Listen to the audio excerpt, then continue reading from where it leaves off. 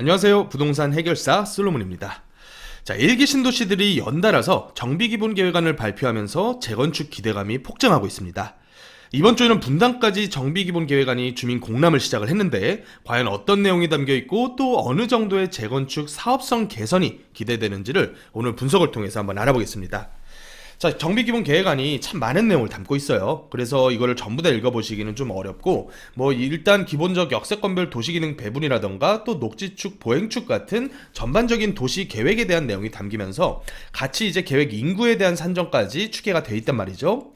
그래서 상하수도나 초중고 혹은 도로 같은 정비 기반 시설이 허용되는 용량 수준을 체크를 해서 얼마만큼의 계획 인구가 늘어났을 때 이것을 수용할 수 있을지를 분석을 한 겁니다. 그랬더니 정비 기반 시설 용량 검토에서 12만 명 정도, 그래서 현재 인구 33만 2천 명에서 약 36%가량은 늘어나도 되겠다, 이런 결론이 나왔고요. 이걸 이제 세대수, 세대 규모 가지고 한번 추산을 해봤더니 전체 분당 신도시에서 앞으로 한 6만 세대까지는 증가해도 되겠다, 이런 결론이 나온 모양이에요. 자, 그래서 이걸 가지고 이제 적정 개발 밀도를 몇 %까지 허용을 해줘야 될까, 이걸 고민을 이제 한 건데 대략적으로 한 315%를 빌라 단지와 아파트 단지를 통합했을 때 이제 315%란 말이죠. 그래서 이 부분에 대해서 나중에 쭉 가보면 이제 아파트에 대해서는 몇 프로, 그리고 빌라 단지에 대해서는 몇 프로 허용을 해주겠다라는 계획안이 담겼습니다.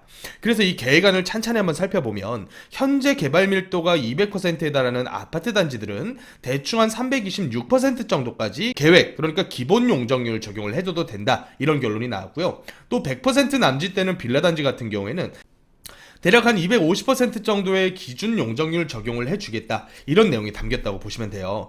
그래서 이 기준 용적률을 넘어서는 최대 용적률까지를 적용받기 위해서는 이 기부채납 비율이 조금씩 늘어난단 말이죠. 그래서 1구간, 2구간 설정을 해서 늘어나는 용적률의 거의 절반가량을 기부채납 형태로 사용을 해야 이걸 이제 최대 용적률까지 받을 수 있게끔 세팅이 돼 있는데, 이 부분이 이제 용적률 체계상으로 우리가 다시 한번 파악을 해볼 필요가 있을 것 같아요. 지금 현재 현황 용적률이 있고요. 지금 제시된 기준 용적률을 계획 용적률이라고 보시면 될 것 같아요. 그리고 당연히 이제 허용 용적률은 조례상의 인센티브 항목들을 다 충족시켰을 때 받을 수가 있을 것 같고, 여기 이제 상한 용적률이 나와 있단 말이죠. 이 상한 용적률을 여기 있는 최대 용적률로 보시면 될 것 같아요. 그래서 여기 나온 최대 용적률은 법적 상한 용적률을 말하는 것 같은데, 이 법적 상한 용적률도 다시 한번 노후계획도시 특별법 내용을 보면서 생각을 해보면 노특법 같은 경우는 용적률 최대 한도의 100분의 150을 초과할 수 없게 돼 있고요. 또 성남시 도시계획조례상의 용도 지역별 용적률을 봤을 때 3종은 280%를 한도로, 준주거는 400%를 한도로 돼 있어요. 그러니까 400%를 최대 용적률, 법적 상한 용적률로 보고 그거 대비해서 마이너스 50%를 상한 용적률로 적용을 해서 현황에서 기준 늘어날 때 10%의 기부채납, 그리고 기준에서 상한까지 적용을 받게 됐을 때가 41%의 기부채납, 그리고 상한에서 법적 상한인 400%까지 적용을 받게 됐을 때 늘어나는 용적률의 절반가량을 기부채납을 해야 전체 법적 상한인 400%, 이건 이제 준주거로 종상향을 받았을 때 기준이거든요. 그래서 이 정도의 기부채납을 명시를 했다라고 하는 게 의미가 있고요. 또 이 기부채납을 서울이나 일반 수도권에서 진행되는 민간 재건축의 기부채납 비율과 비교를 해보면 대단히 과하지는 않는 수치로 저는 파악이 돼요.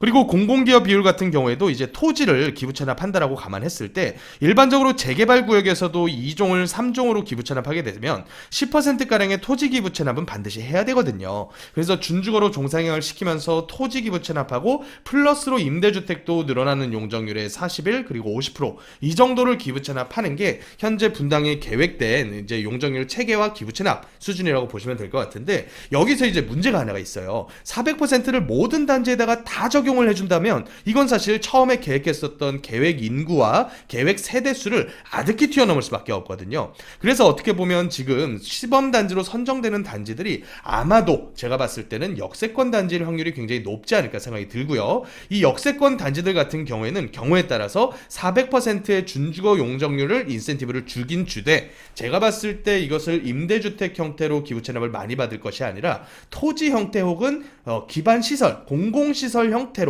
돈에 대한 기부 체납을 받게 될 확률이 굉장히 높다고 봐요. 왜냐하면 정비 기반 시설의 용량은 한도가 되어 있는데 이걸 임대주택으로 많이 뽑으면 임대주택이라 그래서 뭐 전기 안 쓰고 가스 안 쓰고 수도 안 쓰지 않는단 말이죠. 그래서 인구에 늘어나는 퍼센테이지를 좀 줄이기 위해서는 임대보다는 정비 기반 시설이나 이제 토지 형태로 기부 체납을 많이 뺏어갈 것이다 생각이 좀 들고요. 그렇게 됐을 때 이 조합원들 입장에서도 사실은 임대주택 비율이 과도하게 늘어나서 임대단지 같은 느낌을 주는 것보다는 순수 민간단지로 초고급화 전략이 가능한 땅을 좀 많이 뺏기더라도요, 그런 형태의 재건축을 하는 걸 훨씬 더 선호하지 않을까라는 생각이 들어요. 그래서 결국에는 임대주택 비중을 좀 줄이고 토지 기부 체납을 늘리는 형태의 재건축이 진행되지 않을까 이렇게 파악이 좀 들고요. 그런데 제가 이제 사업성 수지 분석은 토지 비중을 얼만큼 뺏어갈지를 모르기 때문에 일단은 임대 위주로 해서 뽑는 걸로 두 가지 안을 적용해서 예시를 한번 샘플 뽑아봤어요.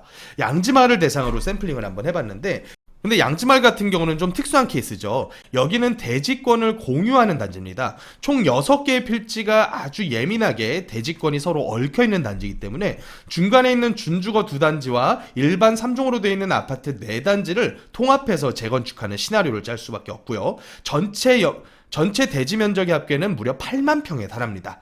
그래서 이 양지마을을 대상으로 제가 두 가지 시나리오를 한번 그려봤어요. 첫 번째 시나리오는 현재 제시된 326%라는 기준 용적률만을 적용받아서 임대주택 비중을 많이 뽑지 않고 재건축 진행하는 시나리오를 한번 짜봤고, 나머지 하나는 최대 용적률 400%를 전부 적용받았을 때, 그러니까 여기 같은 경우는 역세권 단지다 보니까 준주거 용적률 400%를 전부 적용받게 됐을 때 시나리오를 한번 그려봤습니다.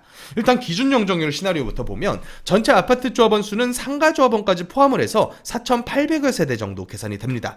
그리고 제시된 기부 체납 10%를 토지에서 제외시키고 임대주택은 없는 걸로 가정을 해서 건축 설계를 짜봤는데, 여기 있는 단지 같은 경우는 중대형 평수 비중이 굉장히 높은 편이에요. 그래서 어쩔 수 없이 40평대와 60평대 중대형 평형대를 비중을 꽤나 많이 줘서 단지 설계를 한번 수립을 해봤고요. 그렇게 됐을 때 일반 분양 세대가 2200여 세대, 5구 사이즈 위주로 2200여 세대 정도 계산이 되고요. 나머지 4808세대 정도, 이 정도는 이제 조합원 물량으로 빠져야 될 것 같아요.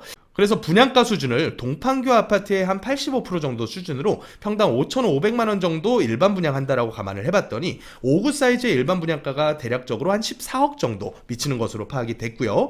조합원 분양가는 일반 분양가의 75% 수준으로 계산을 한번 해봤습니다. 그리고 공사비 같은 경우는 고밀 개발한다고 감안했을 때 평당 900 정도, 그래서 비례율을 한번 뽑아봤더니 113% 정도 비례율이 계산이 되더라고요. 물론 조합원 입장에서는 만족스러운 수치는 아닐 수도 있어요. 저는 이거 굉장히 높은 수치라고 봅니다. 왜냐면 제가 종전자산 평가 금액을 현재 실거래되고 있는 지분가인 한 1억에서 1억 초반대 이 정도 수치의 한 85%까지 종전자산 평가 금액을 짜봤거든요. 자, 그러니까 현재 거래되고 있는 실거래를 거의 대부분 인정받고도 비례율이 113%나 계산된다는 거는 이미 사업성이 굉장히 높은 수치가 된다. 하지만 이거를 최대 용적률을 적용받아서 400%까지 적용받게 되면 더 나은 수치가 기대가 됩니다. 예를 들어 똑같은 숫자의 조합원 물량을 빼낸다고 가정을 하고 임대주택을 41% 50%가량의 용적률을 빼내서 임대를 1000세대가량을 뽑았어요. 5구 사이즈 위주로. 그렇다고 하더라도 일반 분양분이 5구 위주로 거의 3000세대가 나옵니다. 그러니까 기준 용적률 적용했을 때 2200여 세대인 일반 분양분과 비교하면 거의 700개가 넘어가는 일반 분양분이 늘어난다고 보면 될 것 같아요. 자, 그래서 비슷한 가격 수준으로 분양한다고 감안하고 임대주택 매각 수익과 상가 일부 이 부분을 더해서 전체 비례율을 한번 뽑아봤더니 기존에 기준 용적률 326% 적용했을 때의 비례율이 113%였는데 최대 용적률을 적용하니까 127%, 무려 한 14%가량이 늘어나는 것으로 계산이 되더라고요. 이걸 가지고 이제 현재 조합원 입장에서도 계산을 한번 해보면 양지마을 5단지 32평형 전용 84 사이즈를 만약에 누군가가 매수를 했다. 그랬을 때 분담금을 한번 추산을 해보면 예상되는 평가 및 권리가액은 종전 평가액으로는 12억 6천, 예상되는 권리가액은 14억 2천 정도 계산이 됐고요. 조합원 분양가 5구와 84 두 가지 중에 하나를 받는 시나리오를 계산을 해보면 5구 받았을 때는 청산금이 4억, 그리고 84 신청했을 때는 청산금이 2,400, 그러니까 사실상 분담금이 거의 없거나 오히려 돌려받는 수준으로 평가가 되더라고요. 이게 이제 기준 용적률 시나리오입니다. 326%. 하지만 여기다가 최대 용적률 적용을 받아서 만약에 400%까지 짓게 됐다. 그러면 5구 신청했을 때 청산금으로 5억 6천, 84 신청해도 청산금으로 2억가량을 돌려받을 수 있는 굉장한 시나리오가 계산이 됩니다. 자, 만약에 종전자산을 16억 주고 매수했다고 치면 주변 시세 대비해서 최소 5, 6억 정도의 추가적인 이익을 받을 수 있는 굉장한 시나리오가 계산이 됐어요. 자, 그래서 결론을 한번 내려보겠습니다. 일단 제가 이번 정비 기본 계획안을 한번 읽어보니까 일반적인 재건축을 진행하는 거에 비해서는 상당 부분 완화된 기부 체납으로 보여집니다. 그렇지만 400%까지 용적률을 맥시멈 적용받는 단지의 숫자는 많지 않을 것으로 기대가 됩니다. 정비시설의 용량이 그렇게까지 많이 남아있지가 않다 보니까 늘어날 수 있는 세대 규모가 불과 한 6만여 세대, 인구로 따지면 12만 명 정도만 늘어날 수 있는 수준이거든요. 그렇다 보니까 토지 위주로 기부 체납을 더 많이 받을 것이다 기대가 되고요. 토지 위주로 기부 체납을 받게 되면 앞서 살펴본 임대주택 기부 체납 시나리오보다는 사업성이 꽤나 많이 줄어들 것으로 예상이 됩니다. 자, 그리고 또 한 가지, 지금까지 통합재건축으로 시범단지 지정을 위해서 95%라는 만점 동의율을 받기 위해 정말 많은 단지들이 노력을 하고 있는데, 이거 지정을 위한 동의서는 쉽게 잘 거치고 있다라고 봐요. 그렇지만 실제로 사업으로 들어가게 되잖아요. 여태까지 강남권에서도 통합재건축을 했을 때 빠르게 진행된 사례가 별로 없습니다. 왜냐하면 용적률 다르고 위치 다른 여러 개의 단지들이 첨예하게 대립되는 이 이해관계 때문에 실제 조합 설립을 위한 동의가 그렇게까지 쉽게 받을 수가 없거든요. 그러니까 실제로 사업 진행을 위한 동의율은 지금의 시범단지 지정을 위한 동의율과는 굉장히 차이가 클 것이다라고 보여져요. 그리고 이런 시범단지로 지정이 되더라도 정부에서 원하는 27년 착공 시나리오, 제가 봤을 땐 어림도 없다고 봅니다. 3기 신도시도 원래대로라면 지금 이미 준공을 떨어졌어야 돼요. 하지만 지금 준공이 아니라 본 청약까지 된 단지가 단 한 개도 없는 상태죠. 자, 그러니까 분당 같은 경우도 빠르게 진행되더라도 조합 설립되는데도 2030년은 넘어갈 것으로 보여집니다. 그러면 투자자는 어떤 식의 투자를 해야 되냐면 몸테크를 감안하고 실거주 목적을 같이 겸해서 투자가 들어가야 되겠다, 이런 생각이 좀 들고요. 왜 제가 갭 투자를 권하지 않냐면 지금 이미 전고점을 돌파해서 날아가고 있거든요, 분당 가격들이. 그런데 전세가는 노후되다 보니까 어느 정도 낮은 수준에서 유지가 되고 있어요. 그러면 아무리 작은 10평형대 투자를 하더라도 최소 투자 금액이 양지마을 같은 경우는 5, 6억대, 저쪽에 외곽 쪽 효자촌 같은 단지만 보더라도 3억대에서 4억대가량은 충분히 투자가 들어가줘야지 갭 투자가 가능해요. 그런데 이런 정도 투자 금액 가지고 장기간 투자했을 때에 기대되는 수익률이 아주 훌륭하다고 볼 수는 없거든요. 그래서 이 정도 금액으로 만약에 갭 투자를 원한다 그랬을 때는 차라리 속 편하게 서울에다가 재개발 지역 혹은 재개발 예정지에 갭 투자하는 게 훨씬 더 합리적인 선택지가 될 수가 있다고 봅니다.